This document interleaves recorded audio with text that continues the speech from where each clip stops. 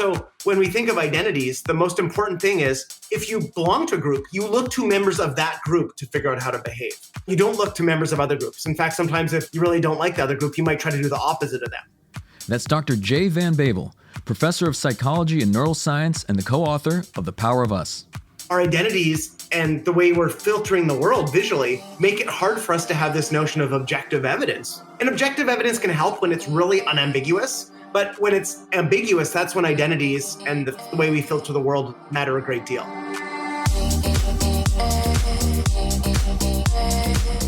I'm Michael Mogul, founder and CEO of CRISP, the nation's #1 law firm growth company. I've built my business through practice, not theory. CRISP started with just $500 to my name and has grown to over 8 figures in revenue over the last few years, earning a spot on the Inc. 500 list of the fastest growing private companies in America. Our approach has been to take everything we've learned about generating massive growth within our own organization and help the country's most ambitious and committed law firm owners do the same for theirs. In each episode of this podcast, I sit down with innovative market leaders from the legal industry and beyond to learn from those who thrive in the face of adversity, challenge the status quo, and define what it means to be a true game changer. I sat down with Dr. Jay Van Bavel to discuss how our social identities impact our perception of reality, what conspiracy theorists have in common with moral rebels, and why individual intelligence is not a cure for social stupidity. So it's really important to be able to understand when you see these red flags and understand why people are clinging to false beliefs and how hard it might be to bring them back out of it into reality if their identity and their sense of belonging and status is connected to it. That's coming up on the Game Changing Attorney Podcast.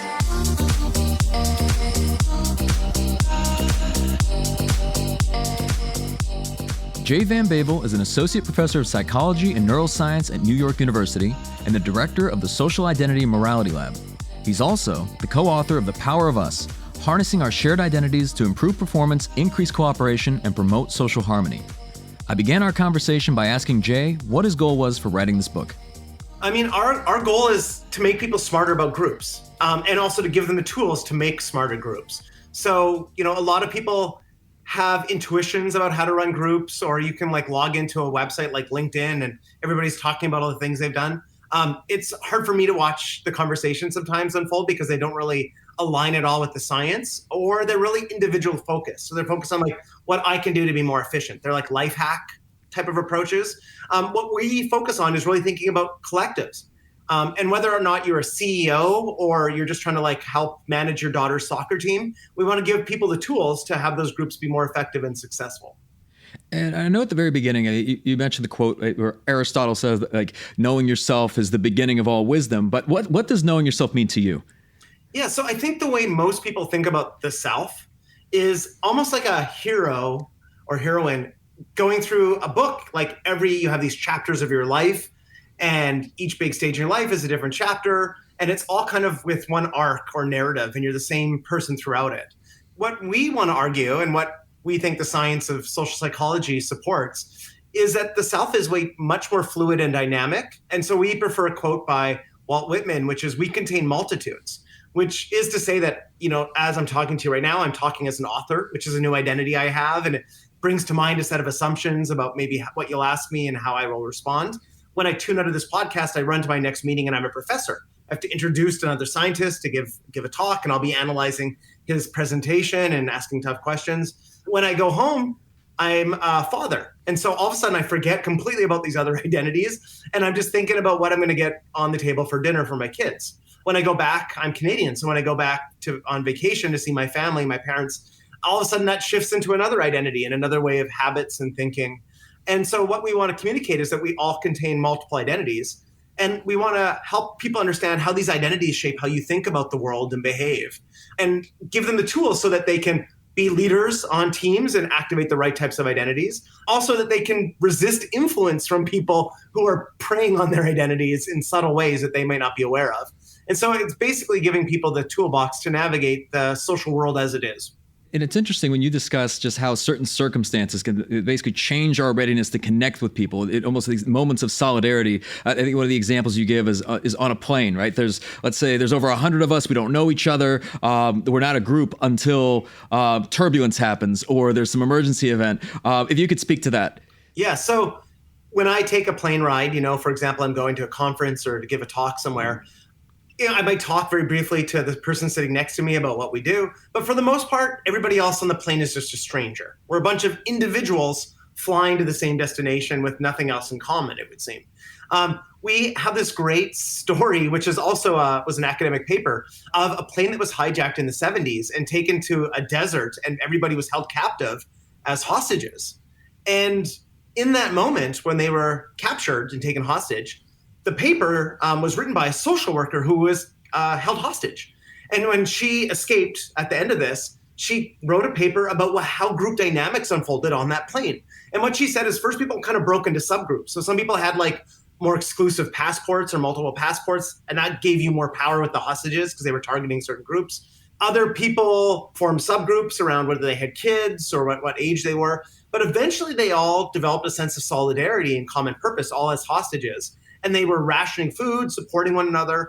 And this is essentially how identity works, is that we often think of ourselves as individuals, but when situations place us in a context where we need to work together, we form a shared identity. And that can be at a small level, like, a small team, or it can be at a high level, like an organization or with your nation. And on the note, I know you mentioned just a little bit earlier, I want to talk about how our identities shift even in the day-to-day. And when I was reading this, I thought about this one situation years and years ago where it seemed like this hit a crescendo. And it was when we had the grand opening of our first office, and my parents were coming, my wife's parents were coming, the team was there, and our clients would be there. And I was thinking, okay, so which identity do I assume? Am I the son, son-in-law, spouse, or the CEO? And yet, like, all those people were all there in the same place. What is that? Yeah, so that can cause conflict. I remember this scene from Seinfeld. I think it was George when he talked about panic because his worlds were colliding. And so the reason for that is we're used to having these different identities in our different spheres of our life. When we go to work, we have one identity and people treat us one way. We go home, it's different. When we go to see our parents, we slip back into another identity. Like for me, it's also a little bit slipping back into like a kid, and my mom starts taking care of me. It's weird, right? Like I'm a grown man. But we resume our old identities. So her as a mom, which she hasn't really, it doesn't have in her day-to-day life anymore, and me as her son. And so those can be in conflict. And so part of what makes us really effective as humans is the original working title for the book that I wanted to use was Social Chameleons. Because I think of humans, and that's one of our powers, is that we can operate and shift identities in different groups. And we often think, well, that's just you're being a hypocrite. But no, it's actually key to being successful is being adaptive and flexible enough to have different identities as we go around the world so that we can fit in different places. And people who are really good at that are often, really successful in lots of domains of life. They can be a great parent and a great, CEO or manager at work. And those might be completely different skill sets and personalities that they adopt to be successful in those places.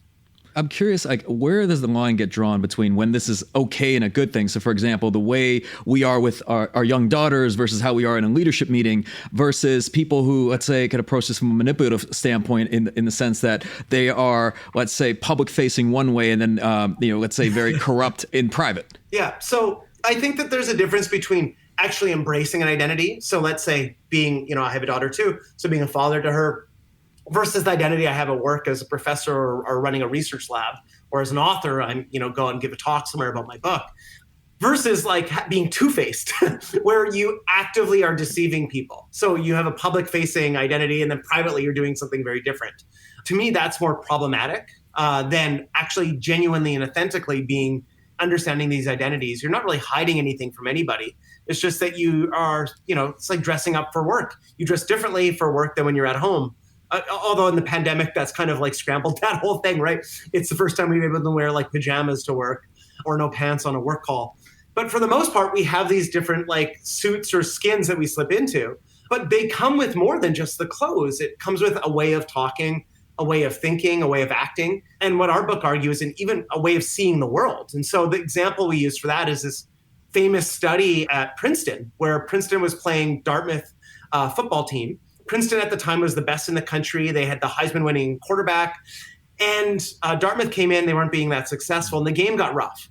And the Dartmouth team ended up injuring this All-American quarterback that Princeton had. Princeton retaliated, and the game got out of hand. And then the next day, the Princeton newspaper wrote up a very different description of the game than the Dartmouth newspaper. And these two professors at this different university saw this and said, what the heck's going on here? How can people see this exact same game and come to such different conclusions.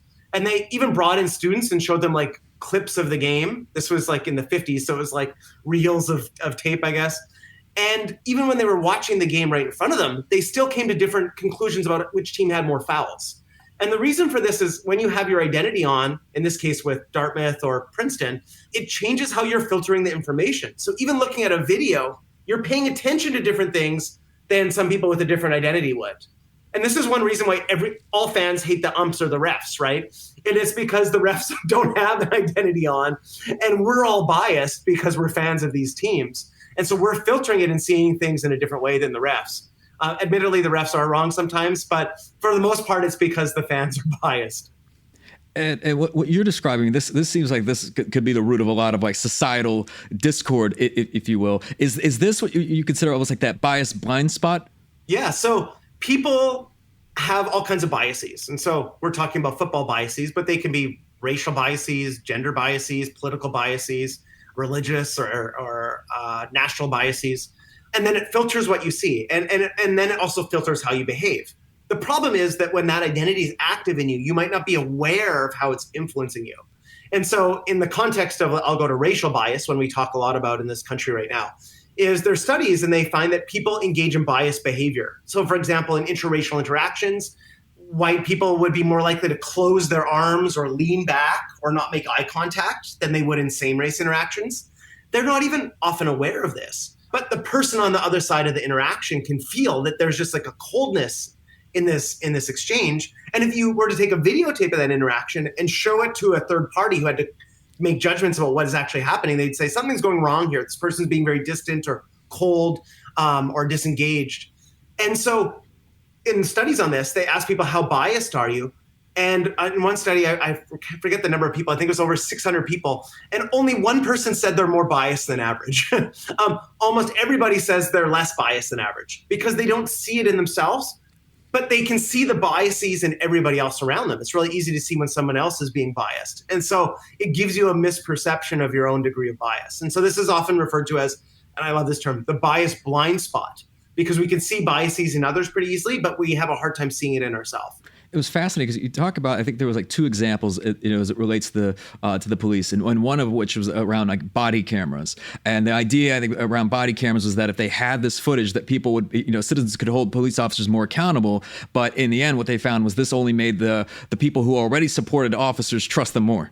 Yeah, so that was there was also a study on that here at NYU by a couple of my colleagues. Yael Greneau was the PhD student, and one of her collaborators is now the chair of psych and law at Yale Law School. And so they were trying to understand what happens when you show people these videos of like a cop and a suspect kind of grappling in an arrest. And these videos were intentionally ambiguous to make it hard to tell who was at fault. And what they found is the degree to which you identified with the police and where you looked on the video, because they had an eye tracker machine hooked up to the computer that people were not aware of. And they found that, like, if you identified with the police and you were looking at, for example, the suspect's behavior, you were more likely to think the suspect was at fault than if you didn't identify with the police or you were looking at the police officer. And so what this suggests is that our identities and the way we're filtering the world visually make it hard for us to have this notion of objective evidence. And objective evidence can help when it's really unambiguous. But when it's ambiguous, that's when identities and the way we filter the world matter a great deal. It's kind of like looking at, in psychology, we have the old term like Rorschach or inkblot tests. And in the old days, like Freudian psychologists would bring you in, they show you this inkblot and they ask you what you see. The whole point is there's nothing actually there. They're just looking to see what you project onto the inkblot and trying to, read your mind. Well, that's gone out of style. Those don't turn out to be very good. But it's a really good metaphor for thinking about how people are experiencing much of the world. When things are ambiguous, then their identities kind of get used as a way to filter what they're actually seeing. Whether we're leading our organizations or supporting our favorite sports teams, the identities we take on shape our perceptions of our experiences. Unfortunately, this can often lead to what's called the bias blind spot, leading to a culture of divisiveness and polarization. I asked Jay how to overcome these biases and make progress as a society. Yeah, I mean, obviously, it's always better if you do have, the more evidence you have, the more you can kind of triangulate on different perspectives. One thing is also taking identity out of the equation. So one of the studies that we cited was when Republicans and Democrats were talking about some data from NASA. So NASA super highly trusted by pretty much everybody across the political spectrum. Some of the smartest people in the world work for NASA, and they were showing climate pattern data to these participants. And if people could tell the political party affiliation of somebody else and they were trying to interpret the figure together, didn't help. They came up with some pretty dumb conclusions because they were just like distrusting the other person and arguing over it. But if you got rid of their political affiliation and just showed them the data, they actually converged on what the data was actually showing and became very accurate. And so sometimes it's useful to think about just removing identity from the equation. The other thing to think about, and this is really probably more effective for most people, is change the norms around the identity. So when we think of identities, the most important thing is if you belong to a group, you look to members of that group to figure out how to behave. You don't look to members of other groups. In fact, sometimes if you really don't like the other group, you might try to do the opposite of them. And so it's really key what members of your group are doing. And that's how we determine kind of how to behave in most situations. Again, especially when it's ambiguous, you look to fellow group members to figure it out. And so leaders and even people who don't have a lot of power can do subtle things to change the norms in an environment to make it more successful, to make it more accurate, to value inclusion, to value dissent, and to get to better decisions. And speaking of groups, I want to talk about just how we identify with certain groups. Let's say like sports teams. I'm curious, what gets grown men to paint their faces on the weekend and bark at each other like dogs? Yeah, I mean, this is the great thing about sports, right? Is it makes you willing to do things that would be otherwise humiliating in any other part of your life. And the other funny thing about grown men, if you do a survey of grown men and ask them, when was the last time you cried? Most of them will say it was when they watched their favorite team lose. Because for men in public, like crying is not a normal thing. You're supposed to be very stoic and keep it together. Even maybe at a funeral, you're supposed to be the rock and everybody like seeks comfort from you. But grown men are totally cool, bawling publicly at a sporting event or from their living room if their team misses a field goal. And so that's one of the things is that we think of Americans often think of themselves as very individualistic, but we have these really powerful collective identities in all parts of our life that I did my postdoc for 3 years at Ohio State University. They get 110,000 in for a college football game every weekend.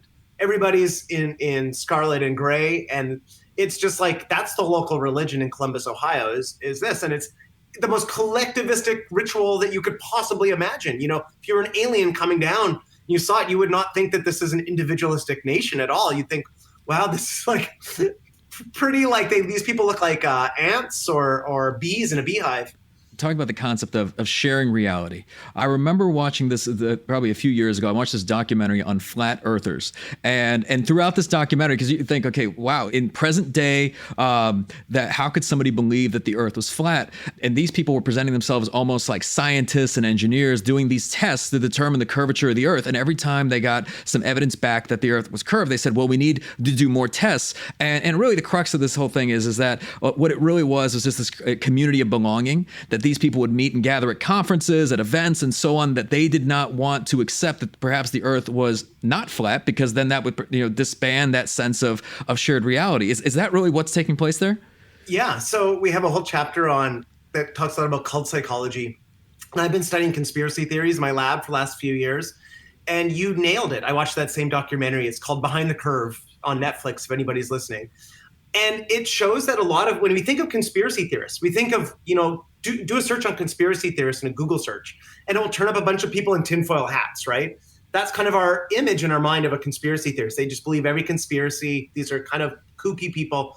We did an analysis of it and wrote a paper arguing that another big attractor to conspiracy theorists is identity. If you identify with a group and they adopt conspiracy type theories, you go down that rabbit hole with them.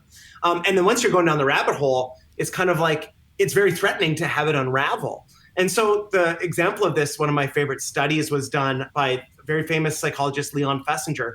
He saw in the newspaper that there was a cult that was predicting the end of the earth, a giant flood, and the aliens were going to come rescue the true believers. And so he didn't believe that the world was going to end. So he thought this would be a great opportunity for me to join the cult and then see what happens, at midnight when the prophecy is proven wrong. Because this is like a perfect real world experiment to study cult psychology. And so him and some of his students and collaborators joined the cult, lived in it and infiltrated it. And they were in the room when the aliens were supposed to come at midnight. Clock strikes midnight. So this is like, that moment where you have to decide essentially the prophecy is going to be proven false. And you have to decide, am I going to keep with this group of people that I feel this enormous connection and belonging with? Or am I going to realize this cult is just flat wrong and I've been duped? And it's time for me to like pack up my suitcase, wish them farewell, and go back to my old life and reconnect to my old friends and family. And what happened was, well, the clock struck midnight, no alien ship came to rescue them. And then all of a sudden, they're all feeling a lot of dissonance, discomfort about which pathway they're going to take. And someone points out, well, the clock in the other room is running a few minutes behind. That must be the correct time. So they were able to reduce their dissonance by running to the other room and looking at the other clock. Well, that clock in a few minutes struck midnight and still no aliens. And eventually they're just all in this room. Every minute's ticking by. Eventually someone starts crying. It's just silent. It's just an awkward silence in the middle of the night as their belief is shattered. Well, around 3 a.m., the cult leader kind of leaves the room and comes back. And she says, I've got a message from the aliens. Our faith has been so strong that it has saved the world. And so at that moment, if people have a bullshit detector, they should be thinking, okay, well, this is just another yarn to keep us in. Well, what happened? Everybody stuck with the cult. And not only that, they doubled down. So the next day they started proselytizing, started spreading the word, which they weren't even really doing before. And so this was the way that they reduced their dissonance and kept their belonging. And there was a bunch of factors that they found predicted who stuck with the cult the longest. And two of the biggest ones were just how committed of a believer were you, which you might expect. But the other one that was key was social support. So it's really hard to cling to a false belief, especially one like a prophecy that just fails, or a conspiracy that's proven wrong, if you're on your own. But when your community is bolstering and reinforcing that belief, like it did in the cult or like it did in the flat earthers, it's really hard to leave because you don't want to leave that community, and they allow you to maintain that shared reality no matter how false it is. And so that's something to think about. We also talk in our chapter about like companies that have had kind of cult-like styles. Enron was the classic. There was a whole paper written about it, about how it mirrored all these features of cults. Bethlehem Steel was one we also talked about because my friend Dominic was there when their building was blown apart because they failed. They were once one of the biggest companies in the country. Also a little bit culty. So it's really important to be able to understand when you see these red flags and understand why people are clinging to false beliefs and how hard it might be to bring them back out of it into reality if their identity and their sense of belonging and status is connected to it. And to even take this point a bit further, you argue that it really doesn't have much to do with intelligence, because I'm sure someone's listening thinking, I would never fall for that. Or you have like these extremely intelligent, like PhD level people that oftentimes are making, let's say, not very good decisions. I guess you could argue like almost like social stupidity. So there's not necessarily a correlation between intelligence and then them being a part of these types of groups. Yeah. So even smart people can get sucked into these types of things. It's not a cure-all. So the audience for this is probably a bunch of really smart people. One of the things that this was captured in was another documentary called The Vow. It was about the Nixium cult, which is based in New York out of Albany. And it attracted a lot of really smart, highly successful people, including like Hollywood actors and actresses. And then at the end, some of them leave and they eventually were convicted. Actually, a few blocks from me in New York, they tried them and convicted a bunch of cult leaders. But there was this great scene in the movie, the documentary, where these people are like in a cafe and they just start chatting with other people and explaining that they're trying to like bring down this cult. They're trying to bring a lawsuit against it. And these people, just strangers in the cafe, are like, how did you ever join a cult? And they just kind of like, they're like, these people are very smart and successful in their life. And they're just trying to explain why they joined a cult, and they can't really explain it. All they knew is that if you watch the whole thing is that when they joined it, they felt this sense of connection and support and belonging.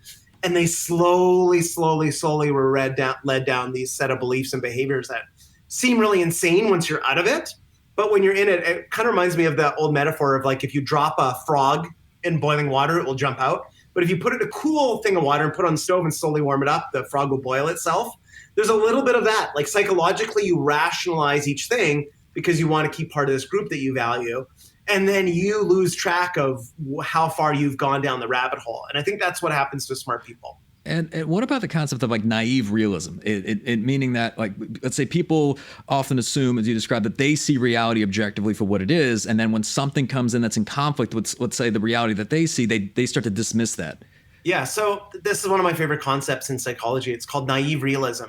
And it essentially just means that we all think we see reality for what it is. But we're naive in thinking that because other people can see that, features of reality we're missing or see our blind spots or biases. But of course, how could you see it any other way, right? Because if you knew reality was different from what you were seeing, you just update your beliefs. And so people can get stuck in this way of thinking about the world that is, it creates actually a lot of conflict across identity groups. So this has been used to help people try to understand and unravel like intractable group conflicts. You see this a lot in American politics. It was used actually in trying to address like conflicts in the Middle East and Northern Ireland. So it's often a thing that happens when two groups disagree so much that they start to tune into different news sources. They start to like share and follow different people on social media. They start to change their friend groups or move to neighborhoods of people like them. And as you do that, you slowly get more and more in this bubble. Academics, are accused of this all the time, that we're in our ivory tower, and we're removed from the concerns of real people. And I think a lot of academics are. And so those are the types of things that wall you off from other people. And then you get in a disagreement with them. And it's hard to tell if you're seeing it the right way or you've just been so in such a bubble that you're not experiencing the same things as them and failing to understand it. So that's something always to be aware of. If you disagree with somebody, I always like to do a naive realism check with myself first to make sure that like I'm not the one that's wrong. Just kind of like fact check myself first before I go down to the trouble of trying to like correct somebody else, because a lot of times it's just that you're not seeing it the right way or you've missed something. So on that note of like a naive realism check, because I'd love to ask you, like, what are some ways that people can really check themselves? Because inherently it seems like the issue is that because somebody does see reality the way they see it objectively, they almost want to like dismiss other information that could be factual. And then whatever, as you mentioned, whatever identity is at stake, factual information becomes even more diluted. So it's like, how do you know what is true? Yeah, I think there's a couple things. One is be aware that, for example, if you're going to like buy into something or let's say share it on social media, that's something we also study in my lab, that we're more likely to share things that align with our identity and our values. And so certain people are sharing something it's the reason they share is in part because it pushes their buttons or it signals their identity to other people really effectively, or they're doing it to fit in with whatever they think the norms of what other people believe are. And so it's easy for us to share that. It's where we tend to be naturally more skeptical of things that don't align with our identity and our values. And so it takes more effort to apply that skepticism to things that do align with our identity and values and kind of double check them. So that's something you should always be, it's kind of like a confirmation bias check on yourself. If it like lines up a little too closely with what you already believe, be extra skeptical of it, at least at first pass. So that would be one thing I think to do. The other thing, and this is something we're studying now in my lab with collaborators, is this notion of intellectual humility. People differ on this. Some people are very low on intellectual humility. They think they're always right. And they're highly just skeptical of everybody else. And they just trust facts from other people. And then there's people who are like intrinsically skeptical of their own perspective and open-minded to learning more. And it turns out that that's a really useful reality check device. So we have this study now with, in 68 countries with this, 70,000 people around the world. And we found that's one of the best predictors we found for people who didn't buy into conspiracy theories about COVID. Was people who scored high in intellectual humility. They were good at kind of weeding out the accurate information that scientists were giving from the inaccurate conspiracy theories that were spreading. And I think it's because they're constantly, whenever they get information, they're being skeptical of what they believe and going to higher quality sources. So I would also say the last thing I would suggest is we have a chapter on dissent. And what you want to do is bake dissent into your norms of whatever group you run. So I once gave this talk with the CFO of eBay, Maynard Webb, and he told me in the early days of eBay, what they would do is at their C-suite meetings, everybody had to take a turn wearing a black helmet, and that meant that they were the devil's advocate for the meeting. And no matter how much they agreed with the ideas, they had to poke holes in them. And the research shows that as long as one person dissents, even if they're wrong, it frees up the discussion for other people to think about new things or poke holes in bad ideas, and it tends to lead groups to better decisions. So you can like bake this into your practices and procedures and norms of whatever group you're part of to help make sure that your blind spots get caught.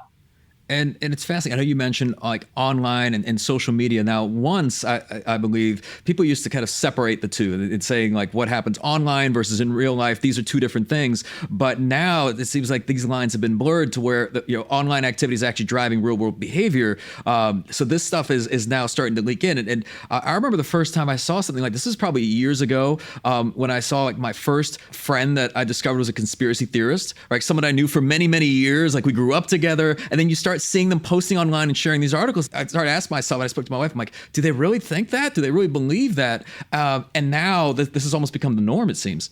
Yeah, I mean, this is the thing that the online world has done. It's allowed people to go down these rabbit holes, but it's also allowed you to kind of see what people believe in a way that you've never been able to see before. Your coworkers, your friends, and it can be scary, right? Because if they're going down on some dangerous tangent, and we live in a dangerous time. I'll go back to the flat earthers. Who cares what the flat earthers believe? Like, it's embarrassing maybe if you have a friend who's a flat earther, but it's like completely harmless. But we're now in a stage the last 2 years where we've been in a pandemic, and I wouldn't want that person like hanging out with me or my kids if they were like doing things that were incredibly dangerous. But let me ask you this on this note. When you mentioned flat earthers, let's say you have to go in for a serious surgery, and you find out that your surgeon is a flat earther. Does that change your perspective towards whether you want this person to operate on you? Oh, goodness. That's an interesting one because we just talked about how even smart people can get sucked in. It would change for me. Yeah. I mean, I live in the reality community, so I'll just say how my world is. Probably not that different from yours, which is if I start sharing a lot of misinformation on my social media feed, and I'll say this, I think at least I share a lot of social media stuff, but at least twice I remember sharing misinformation. It was like in one case, it was like a satirical article that was not actually true, and I thought it sounded true, so I shared it as if it was true. And in both cases, within minutes, I have friends who are colleagues, and they immediately fact-checked me. And I immediately apologized and deleted it and was horrified. And if I didn't do that, if I just kept that up and kept sharing other stuff like that, despite being fact-checked, I would stop getting invited to talks in academic conferences. Students would stop applying to work with me. My reputation would kind of like crater pretty quickly. It's the same with my book that I just wrote, is if colleagues will go through it, a bunch of my colleagues have read it, and if they found a bunch of errors, it would be part of a blog or a trending thread on social media pretty quickly. So when I say something publicly, I have a reputation at stake, and I take it seriously. And so I would think that like if I went to a doctor, a medical doctor, I would not want to be going under anesthetic and them carving me open if they were a flat earther. It would just signal to me that they had bad discernment, bad judgment for listening to false information sources. An example like that, I agree. I think that can certainly start to label somebody a certain way. But now it's almost like with the rise of what seems like cancel culture. Maybe this has been around much longer. Maybe it's being more popularized now. But there's certain aspects where I feel like that saying anything that might run counter to what accepted belief is can really, really hurt somebody. So, for example, let's say someone goes online and they say they just don't believe in vaccinating young children, like they're young children, for example, but they're fully vaccinated. And yet then people can come out and actually then start to criticize this person and say, are they a bad mother or father and all these different things, which may have absolutely nothing to do with any, their career or how they lead their life and so on. Where can you draw the line? Yeah, so I mean, that's a good example. I mean, I'm at NYU where we have a vaccine mandate, but we have some rare exceptions. But, the kids' vaccine hasn't been rolled out, and I have kids and they're not vaccinated yet, and I will get them vaccinated. But I would also be sympathetic to somebody who isn't going to immediately do it because the vaccine's new and it hasn't even been approved. And so I would like talk to them and try to understand where they're coming from before I drew a strong conclusion. But I do agree that there is like consequences for saying this stuff publicly in ways for all kinds of things you can say now. So you use cancel culture. In my view, what cancel culture is actually been around a long time and is actually, there's research on this, it's actually pretty non-ideological. What the research shows is it's really driven by ideological extremism and group identity. People don't want to hear opinions and want to suppress opinions that disagree with them. But it's especially true of people who have really strong positions on certain issues. Obviously, there's like broader issues where, like, let's say Harvey Weinstein assaulted somebody, he should be tried in court as he has been. I don't consider that to be cancel culture. I'm talking about like people's opinions of political issues. And so there is a censoriousness that tends to be attached to people who have very strong belief systems. And so it is a dangerous thing with social media for people because there's lots of consequences. I mean, I'm less worried about politicians getting pushed back. I'm much more worried about like private citizens saying something that's inarticulate or they state it wrong. Like I can't tell you how many times I sent off like a tweet from my phone and there was an autocorrect. It was horrifying, embarrassing, but it could have been worse. Like autocorrect can work in bad ways.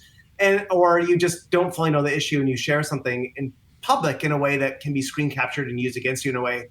So I'm like, I don't know, I'm pretty ambivalent about that being used because I prefer to, again, start with the intellectual humility, try to understand where they're coming from and assume maybe the best of people, and then understand if they really have like a very perverse set of views, then make a decision at that point. But I do feel like this is part of the thing about social media. It's easy to spread criticism very quickly. And the incentive structure is to spread criticism of people. And so, there can be collateral damage in those types of contexts. Again, I separate that from like holding public figures and political officials accountable. I think that's in a very different category. And I'm curious, I know you mentioned like cancel culture, a lot of it does really tie into identity. I'm curious, what is it where, let's say people go back and they're saying 10 years ago, you posted this tweet and this is something like maybe the person is evolved, they're considerably different today, but this is putting, I think, many leaders and maybe even private citizens in positions where do they start auditing their entire life history and social history, saying if they did anything wrong and they just, Henry Cloud was on the podcast at one point, he mentioned, he's like, look, you want to stir up this public discourse, just go outside and light a match. So like what aspects of this tie into identity? Is it the ones canceling? Does it create some sense of like power or unity for them? Like what is this? Part of it, first of all, is that norms change. Not just norms within the group you belong to, but norms in society. And so things that might have been fairly normative 10 years ago might be seen as reprehensible in certain communities now. And the same thing will likely happen. So for example, like I think what will happen in the future is all the people who are like holding up smartphones, which is all of us, I have one, we're going to learn something about the way that minerals were extracted or something, or the harm to the earth. And in 20 years, people might look back at those of us who use it as like moral monsters or something. Like, I don't know, but it could be something like that, or taking a plane ride or something, like if global warming gets way, way worse. So norms can change very quickly for those things. Part of this is if you run an organization, a lot of the burden now falls on leaders, as you said.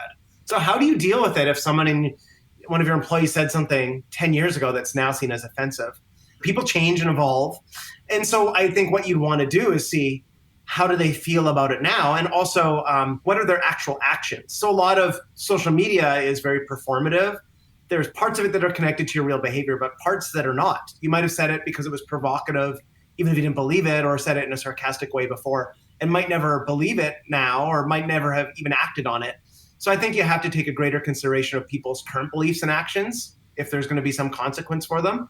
If they said something reprehensible or offensive 10 years ago, and they still continue to believe it, then you can decide how you're going to judge it. If they've acted on it and it's reprehensible, then you even have a more serious pattern of action. But we have to understand that norms shift and change and evolve, and that's part of how groups work. The other side of it is of people who are kind of like pulling up something someone said 10 years ago.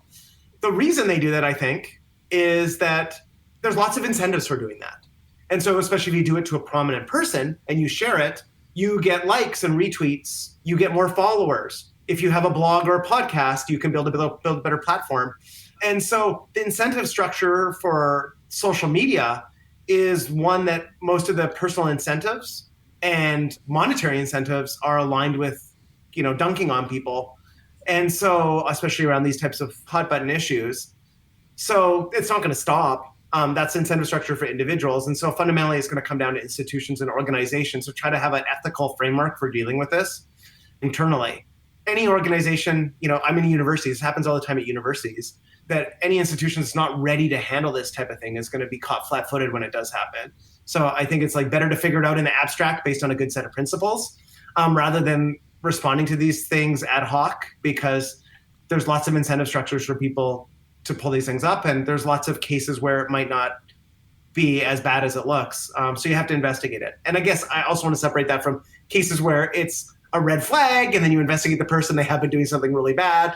And then that should be addressed in an appropriate way, of course. Throughout history, we admire what we call moral rebels, those who lived up to their values in the face of significant obstacles and stood against popular yet harmful beliefs. However, in today's environment filled by information overload, how can we know if we're standing on the right side of history? Yeah, so the example of a moral rebel we talk about is Martin Luther King. So I think Martin Luther King has about a 95% national approval rating now, long past his death, his assassination. But even years after his I Have a Dream speech, his approval rating was in the low 30%. And so we look back on him and think he was morally righteous, and there's like almost universal consensus of that. But at the time, people didn't treat him that way, certainly not enough people. And he paid with his life for it and faced enormous distress, and he was imprisoned and so forth. So it's hard to tell without time and perspective. What I see where I have a problem with conspiracy theories is when they've been flatly falsified and people are clinging to them, kind of like the cult followers.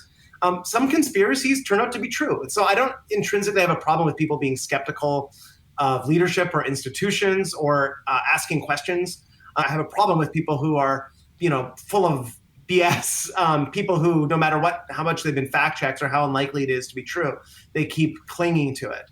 And it turns out I think that's most of conspiracy theories, but certainly some conspiracies turned out to be true. So I like to think of it from an evidence-based perspective. Is there overwhelming evidence they're wrong? Well, then that's not a very good look for them. But is it up in the air and we don't know, and they're just being like wisely skeptical about it? That's like good. And in fact, again, I'll go back to like the work on dissent we have. It's like you need dissenters. And in fact, the research on dissent, my co-author Dominic Packer was the pioneer of all this. Most people think when someone's dissenting that they actually don't care about the group. But what he's found is most of the time it's the people who care about the group the most that are the people who are willing to suck it up and dissent, because dissenters are treated very badly throughout history. They're treated very badly in groups. Even the names we have for them, like devil's advocate, is a pretty nasty name for somebody in your group, right? A heretic is worse, and look through history at how heretics have been treated. And so you need to create a culture where people are comfortable voicing concerns, or you're going to get these things where when they actually think something's going wrong, they won't ask the right question and you'll make a bad decision. There's lots of examples of groupthink throughout history going very badly for leaders and organizations. But you need to have it in a healthy way. So if they dissent, what evidence do they have? Back it up with a reasoned argument or some evidence, rather than just like spewing cynicism or negativity or conspiracy theories. And just for the people listening, we're barely scratching the surface of this phenomenal book. So I certainly encourage everyone listening to read it if this is a topic you're interested in. Jay, I'm curious, if someone's listening to this and they could only take away one thing from this conversation, what do you think it should be? Yeah, I think the big thing is our intuitions about how people are motivated and how groups operate are often wrong. And I'll just throw out one concrete example here that I already talked about how Americans are individualistic. We're more individualistic than almost any other country. Well, what the research shows is that the more you identify as an American, the more individualistic you become. Or if you're an immigrant, you move to America, the more individualistic you become. And what that means is that individualism is a form of identity and conformity to norms of that identity. It's not the opposite. People think individualism is pushing against conformity and pushing against group identity. In fact, the research suggests it's the opposite. Another counterintuitive example I'll give is that people think when you join groups, you automatically discriminate against others. They think the term is thrown around a lot as tribalism. It's kind of automatically this very primitive way of treating people who are different. Well, that's not always true. It depends on the norms of your group. So people who identify with groups that are very inclusive, the more they identify, the more inclusive they become. So an example of that is like Doctors Without Borders. The more committed you become and immersed in the organization of Doctors Without Borders, the more radical you become in your willingness to make enormous sacrifices to yourself to help people who are very, very different than you in very far away countries. Or Red Cross is another one. And so when you understand how identity works, but also norms and leadership, it allows you to understand these things and guide them in a healthier way. And if not, you draw a lot of false conclusions about how these things work, unfortunately. And it's like the prevailing theme, it seems to be like, don't believe everything you think. And it just kind of that evolution of becoming more and more self-aware and leading with humility. So Jay, as we come to a close, this being the Game Changing Attorney podcast, what does being a game changer mean to you?